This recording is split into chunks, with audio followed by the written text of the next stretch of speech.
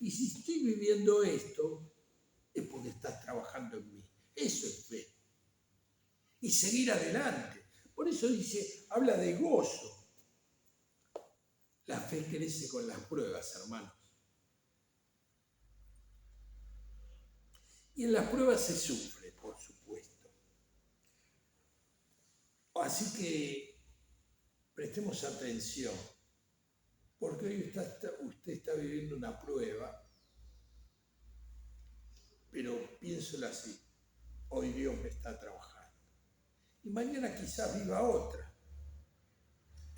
¿Sabe lo que está haciendo Dios? Está fortaleciéndolo en su fe. Está fortaleciéndose a cada uno de nosotros en la confianza que le tenemos a Él. ¿Cómo debemos afrontar las pruebas? Bueno, acá dice, con gozo, pero como si estoy sufriendo, ¿cómo voy a tener gozo?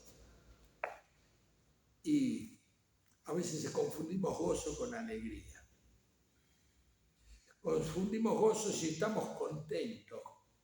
Y a veces estamos alegres por las circunstancias que estamos viviendo momentáneas. Y todos tenemos momentos de alegría, nos reímos, pero son circunstanciales, ¿verdad? Esa alegría pasa un tiempito, pasa la circunstancia y se va. Pero el gozo es aquello que siembra el Señor en nuestro corazón, que no importa la circunstancia que estemos viviendo.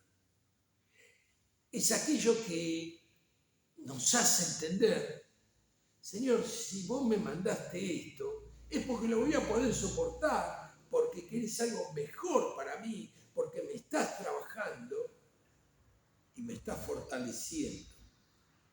Y sé que vos vas a controlar los resultados. Ese gozo lo pone el Señor.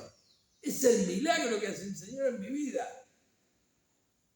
Dios está actuando milagrosamente en cada uno de nosotros cuando depositamos nuestra verdadera fe en Él. El gozo viene de Dios, no de las circunstancias, no depende de ellas.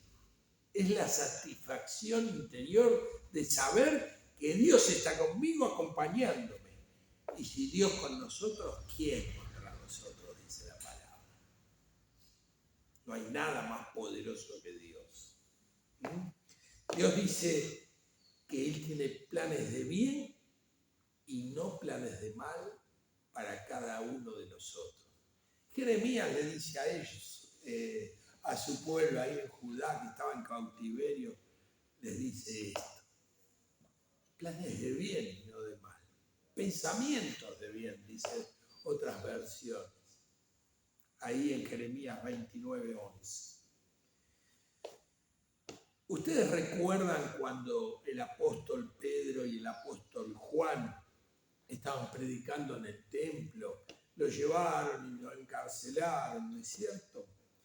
Y un ángel lo sacó de las cárceles. Para el Señor de Dios no hay cárceles, no hay puertas, no hay cerrojos que se puedan resistir. Y fueron y predicaron en el templo. Y los azotaron, los fueron a buscar y los azotaron. ¿Cómo salieron? ¿Quién después de ser azotado puede salir riéndose o contento? Salieron gozosos, dice la palabra, por ser considerados dignos de sufrir por Cristo. ¿Qué estaban haciendo? Predicando la palabra de Dios. Y alguno puede decir, pero después de lo que sufrieron, ¿cómo van a estar con gozo? Encima le dijeron que no prediquen y fueron a predicar. ¿Quién les daba ese valor?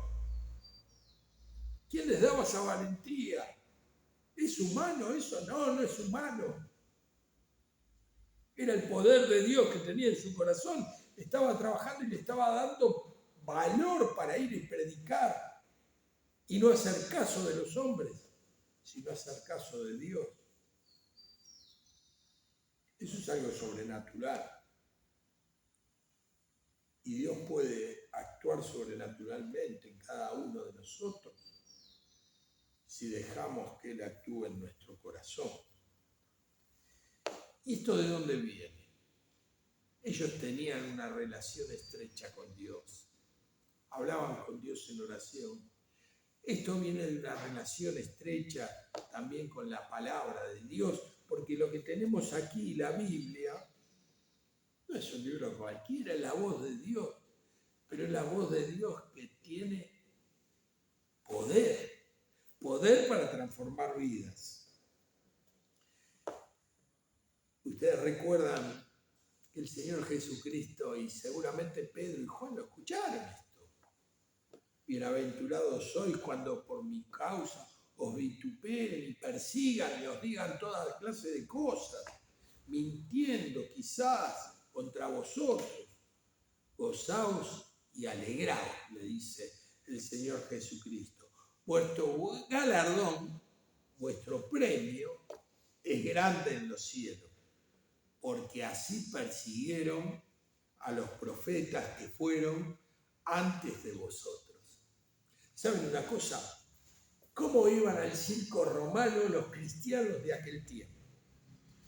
Iban al circo romano, iban cantando himnos. Y se lo iban a devorar los leones, estaban enfrentando la muerte misma, la muerte física. Habían aceptado a Cristo y no les importaba la muerte física, pues ya tenían a Cristo en su corazón. Dios les dio vida eterna a través del Señor Jesucristo. De tal manera amó Dios al mundo que ha dado a su único Hijo para que todo aquel que en Él cree no se pierda, mas tenga vida eterna. Recuérdenlo. Usted se aceptó a Cristo como Salvador personal. Tiene vida eterna. Y acá estamos viviendo tiempos de pruebas, tiempos de dolor, pero no la vivimos solos, la vivimos con Cristo actuando en nuestro corazón. Y eso le da un sentido especial, porque sabemos que nuestra vida no termina aquí, sino termina con Dios. Y así será todo paz, todo calma, todo gozo. No habrá más llanto, no habrá dolor, no habrá necesidades. Mientras tanto, el Señor me tiene aquí, pero guarda de mí, independientemente de las circunstancias que tengamos y que las tenemos, como nos va a recordar ahora el apóstol. Porque todos los que estamos aquí y los que están en otros lados reunidos, otros hermanos, todos tienen sufrimiento. Hay enfermedades, hay problemas económicos, hay problemas familiares, problemas de todo tipo. Todos pasamos por circunstancias difíciles.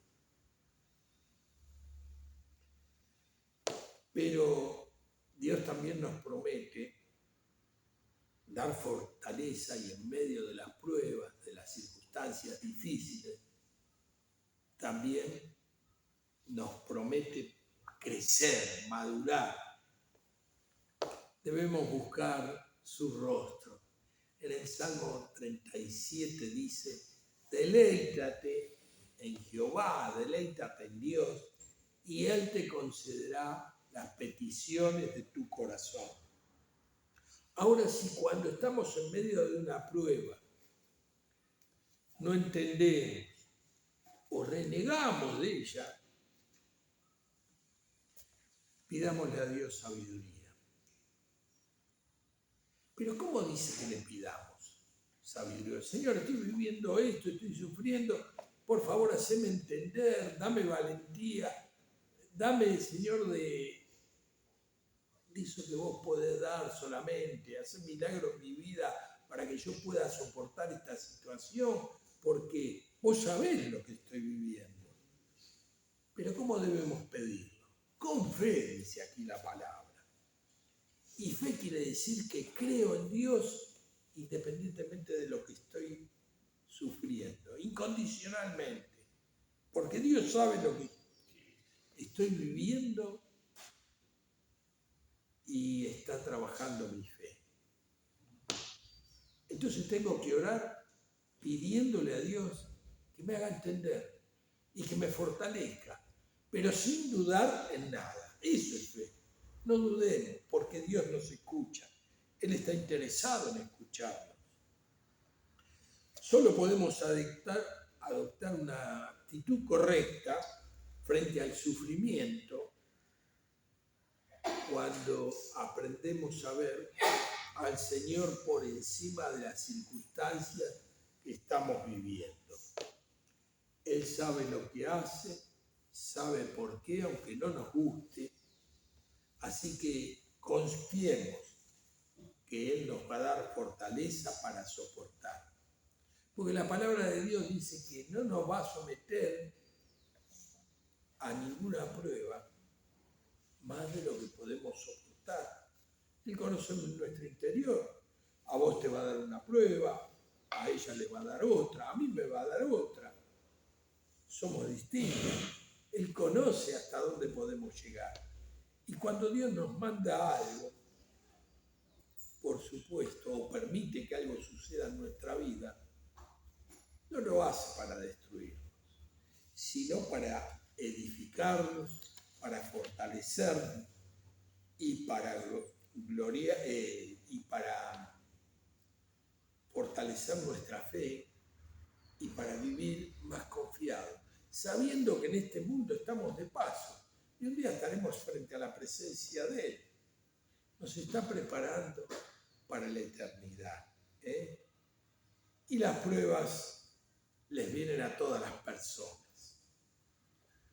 Las pruebas nunca son fáciles.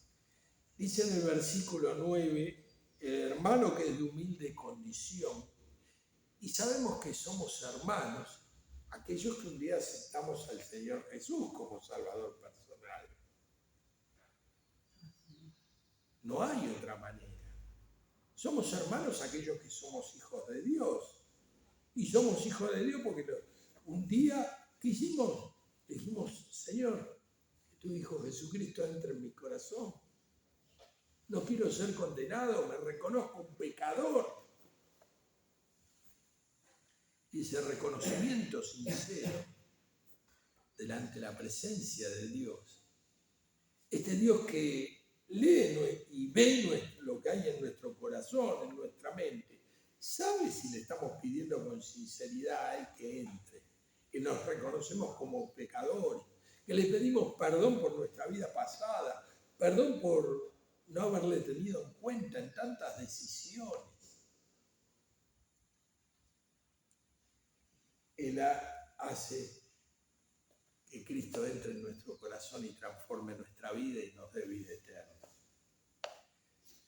Dice, fíjense que todo el mundo está sometido a prueba, ¿no? Dice, el hermano que es de humilde corazón, gloríese en su exaltación. ¿Qué está diciendo? Alégrese en su exaltación. Ahora vamos a explicarlo eso. Pero el que es rico en su humillación, porque él pasará como la flor de la hierba. Porque cuando sale el sol con calor abrasador, la hierba se seca, su flor cae y perece su hermosa apariencia. Así también se marchitará el rico en todas sus empresas. Bueno, esto me está hablando de la fragilidad de la vida. Santiago está resaltando. Ninguno de nosotros estamos seguros. Esto es algo que lo aprendí hace mucho y creo que todos estamos de acuerdo.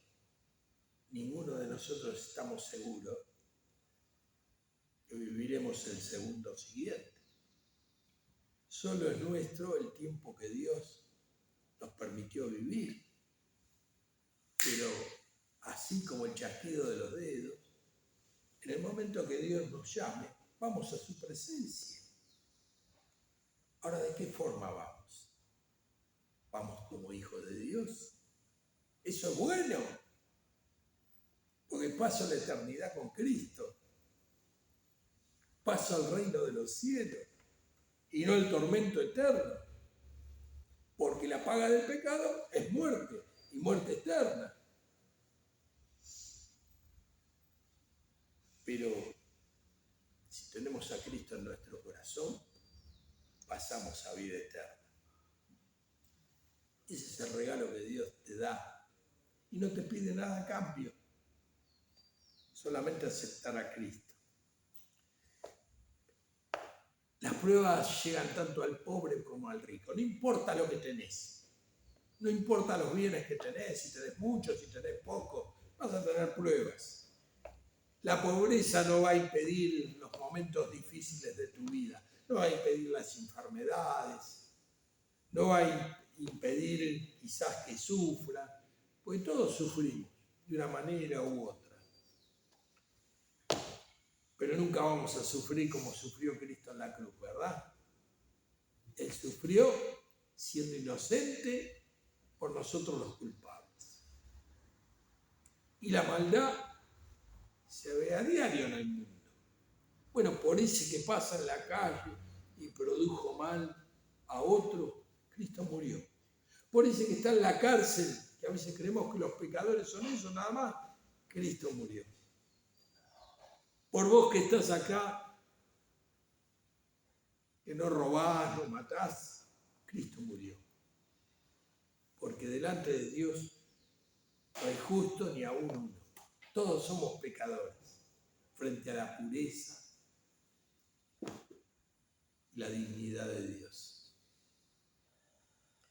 Si bien la mayoría de los hermanos de aquel tiempo eran pobres, porque en el mejor de los casos había algunos artesanos de mejor condición económica.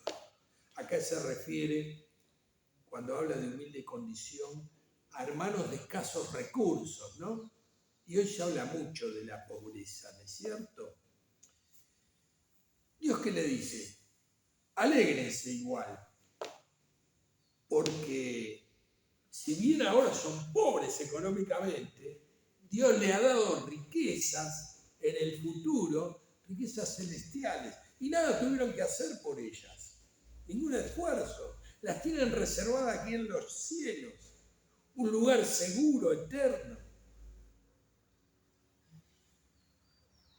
Somos ricos espiritualmente, así que debemos aprender a contentarnos con la situación, porque la pobreza también puede ser que Dios la deje en mi vida, o la escasez, mejor dicho,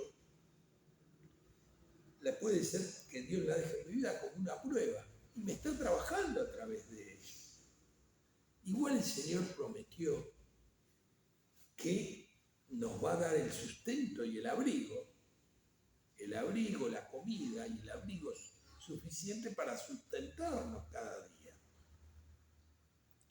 A veces queremos tener más de lo que realmente estamos recibiendo, pero tenemos lo básico. El Señor promete que jamás nos va a dejar desahuciados.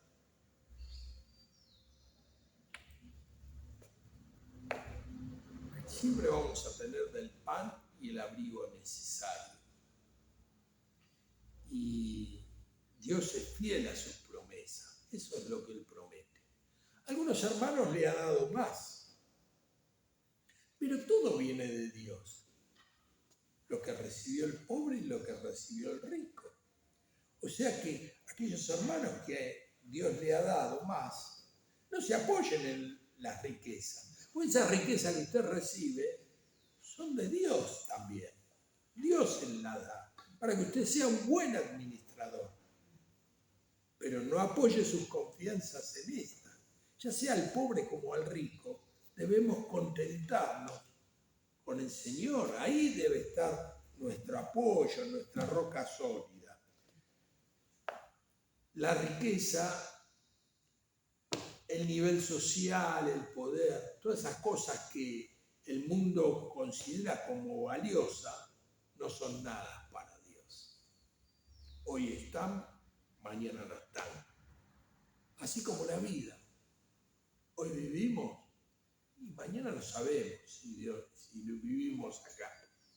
Lo importante es saber y tener la seguridad de que vamos a pasar a la eternidad con Dios y no al infierno eterno. Acá habla de la corona de vida, ¿no? Bienaventurado el varón que soporta la tentación.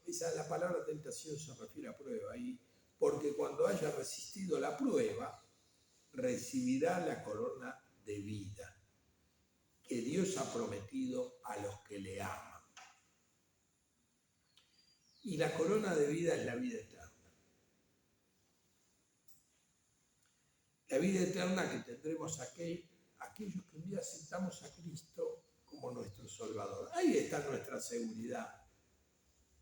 Y allí tendremos riquezas que ni imaginamos, porque somos herederos y coherederos con Cristo.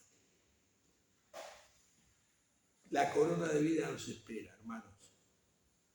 Y eso nos tiene que animar. No importa lo que vivamos en este mundo.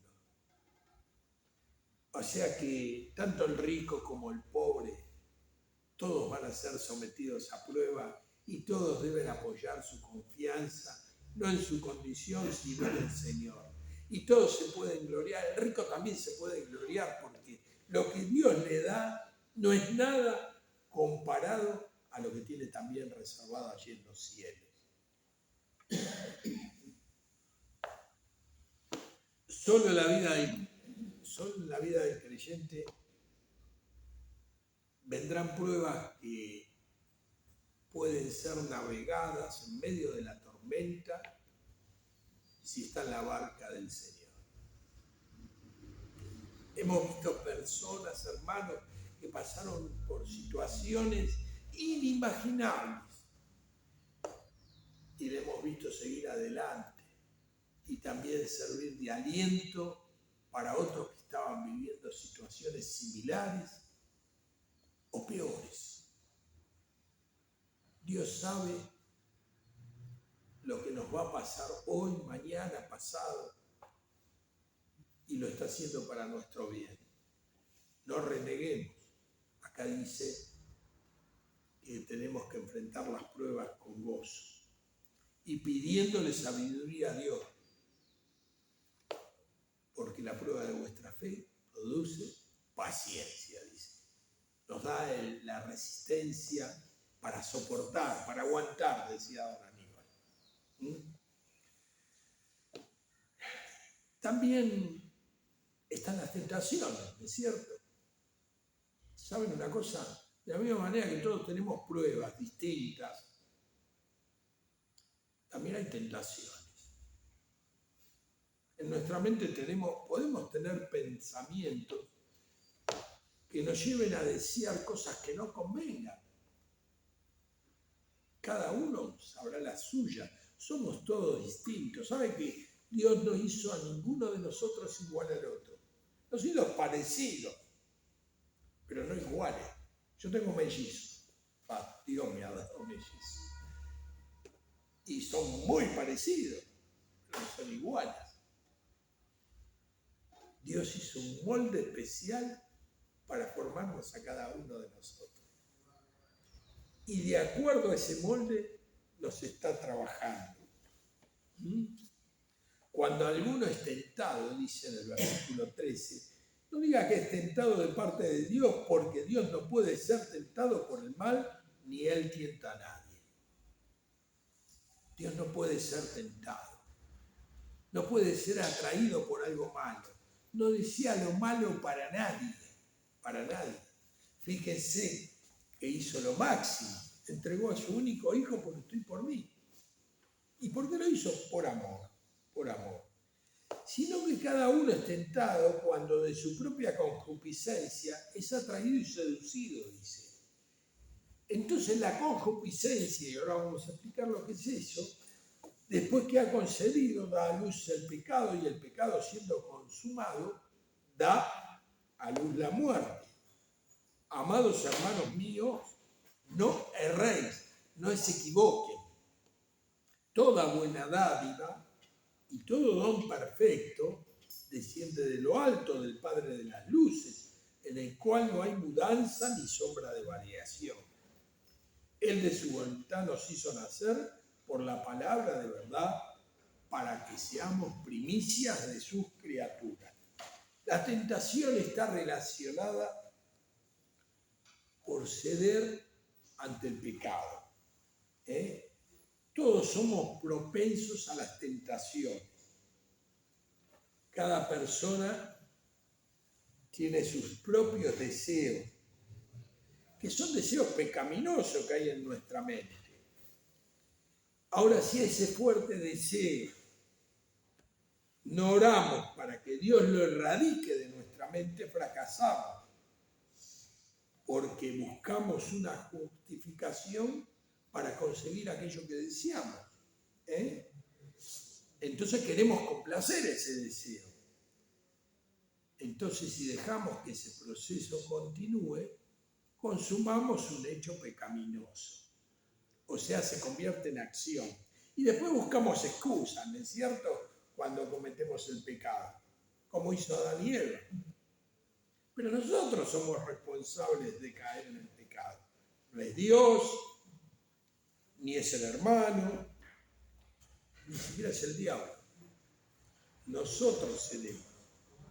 Y cuando cedemos, le fallamos a Dios. Pero también tenemos la oportunidad, como hacía el rey David, de buscar el rostro de Dios, la presencia de Dios, y pedirle perdón a Dios con sinceridad en el nombre del Señor Jesucristo. Porque la sangre de Cristo, que tanto hablamos esta mañana en la cena, nos limpia de todo pecado. Pero, como hemos aprendido tantas veces, el pecado no debe ser una situación perseverante en nuestras vidas. Debe ser un accidente, un tropiezo en el camino. Y frente a ese tropiezo, tenemos un Dios amoroso que nos levanta y nos hace caminar nuevamente con normalidad. Así que con esto termino y, si ustedes me permiten, hago una oración. Padre que estás en los cielos, gracias, Señor, porque tenemos un Dios amoroso, que es nuestro Padre Celestial, que está pendiente de todas nuestras necesidades, está pendiente de las cosas que nos suceden, Señor, y que nos está trabajando en cada una de nuestras vidas. De la misma manera que un escultor trabaja con un trozo de mármol, golpeando con el martillo y el cincel para darle forma, y luego hay una hermosa estatua. Vos estás formando por medio de las pruebas, por medio de tu palabra, por medio de las circunstancias, estás formando a Cristo en nuestra vida, para que seamos semejantes a Él, a ese Cristo que dio la vida en la cruz para pagar la deuda que nosotros teníamos con Dios. Ese Cristo que derramó su sangre, ese Cristo que resucitó, que está vivo y que un día entró a nuestro corazón con tan solo pedírselo con sinceridad. Y a partir de ahí, Señor, comenzamos a tener paz contigo. Y como hijos tuyos, vos nos cuidás diariamente. No sabemos, Señor, si todos los que aquí estamos un día tomaron esta decisión por Cristo. Pero si hay alguno que no te conoce, que no tenga aún a Cristo en su corazón, y con toda sinceridad, Señor, le pueda pedir que entre en su corazón y hagas tú de él una nueva criatura, como lo hiciste con nosotros.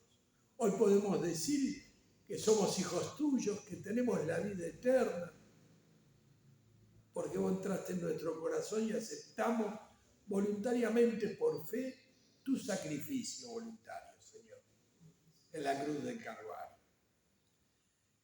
Sabemos que vamos a disfrutar un día contigo si vos nos llamás, pero ahora también te estamos disfrutando, porque cada día nos acompañás, estás en nosotros y trabajás nuestra mente, nuestro corazón, nos ayudas a soportar las circunstancias que vivimos diariamente y también, Señor, sabemos que querés lo mejor para nosotros. En el nombre bendito de nuestro Señor Jesucristo, te agradecemos por